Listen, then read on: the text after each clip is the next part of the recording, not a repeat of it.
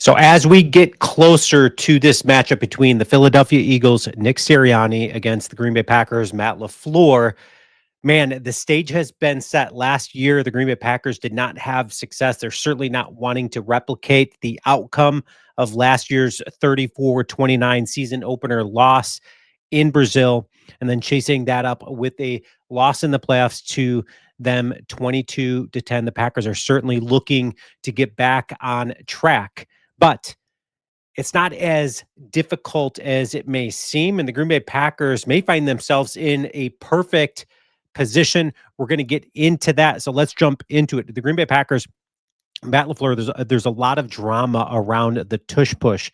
And Matt LaFleur is asked about it by media. Of course, they're going to try to stir the pot and do what they can. But Nick Sirianni has been known to be this coach that really loves, he takes things personally and he wants to get under somebody's skin. That being said, the Green Bay Packers tried to ban the tush push. It wouldn't surprise me if you see the Philadelphia Eagles coming out on first down at Lambeau Field, and I really hope the Packer fans show up in a big way and they boo the crap out of Philadelphia if they try doing this. I've heard rumors that there could be a tush push for the whole first series. Just try to get under the Packers' skin, and how they respond is going to mean the outcome of the Packers' success. And the Packers find themselves in a very good position to respond correctly.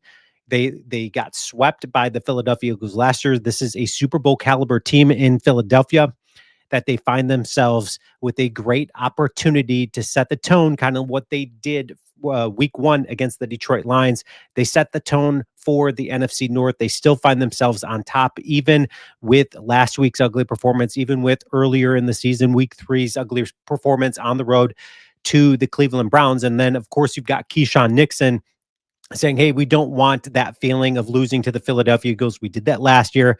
We lost to them twice, and we don't want to do that again." But at the end of the day, it all comes down to, is Matt LaFleur going to be able to step up and make the right calls? Because the Packers have found themselves in a terrible position when it comes to their offensive line. Okay, their offensive line has not looked great. In fact, when you look at their offensive line grades, their overall PFF scores, they've completely underperformed. And the Philadelphia Eagles took advantage at the trade deadline. They bolstered their defense, and so the Packers offensive line is going to have their hands full. They added some additional pieces to the linebacking core.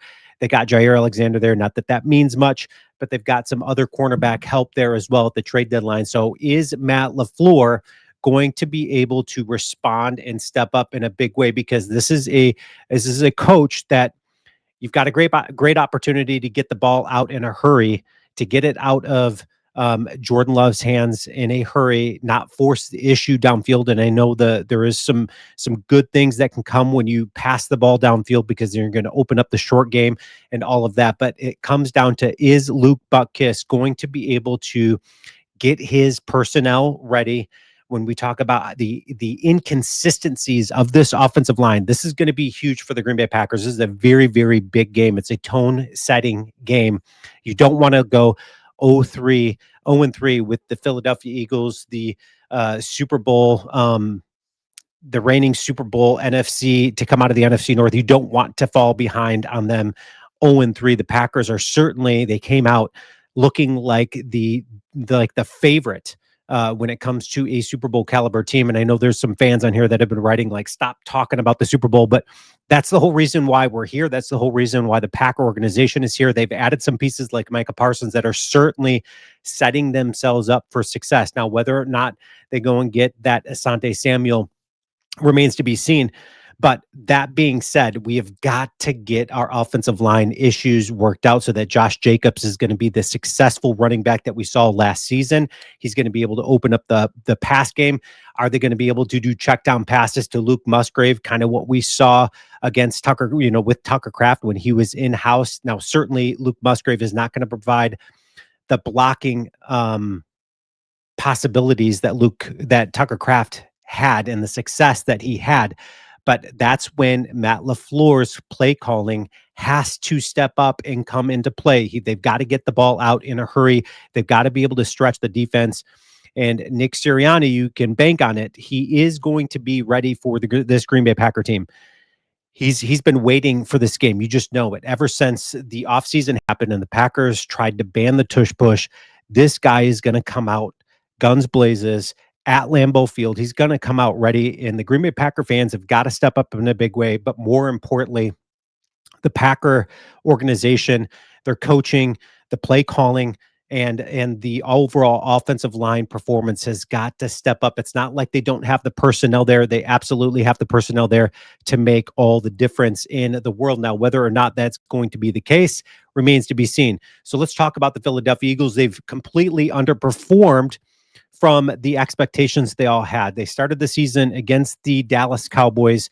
They win that game by a small margin, 24-20. Now that's a great divisional game for the Eagles and the Cowboys. So you expected that game to be a battle, a fight, and the Eagles then chased that up with a small margin of victory against the Kansas City Chiefs. You see a Super Bowl preview there from the year previous.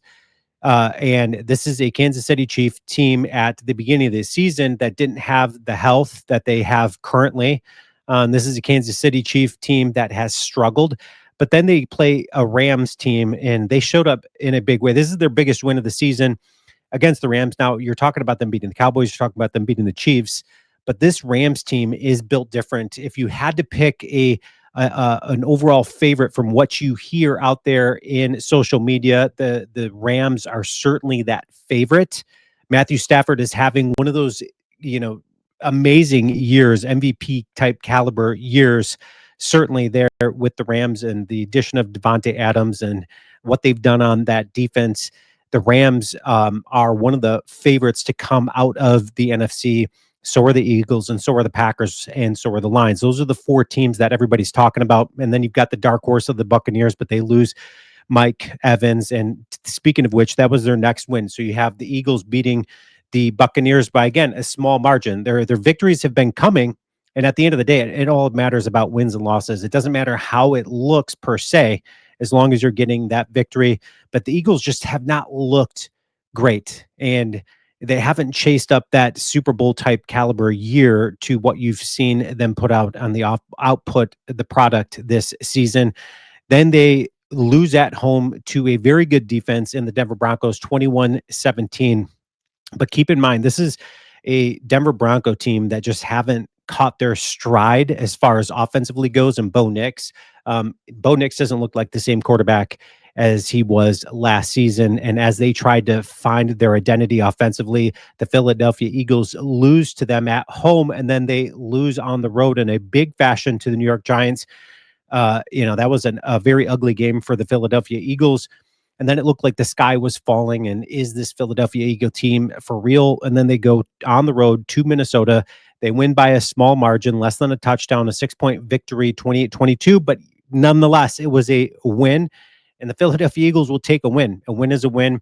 Then they play a very depleted, injury-prone New York Giants that looked much different than 2 weeks prior to them playing them. They win 38-20 in big fashion. Now they've got Monday night matchup against the Green Bay Packers, who've caused some drama around the tush push, and the Eagles want nothing more. They've circled this game on their calendars. They're looking forward to this game. I'm looking forward to this game. Hopefully the Green Bay Packer organization has circled this game on their calendar. The Packers have they're in a great position to set the tone and reset the trajectory of the season, kind of what they did week 1 against the Detroit Lions. Leave your comments in. As always, go Pack Go.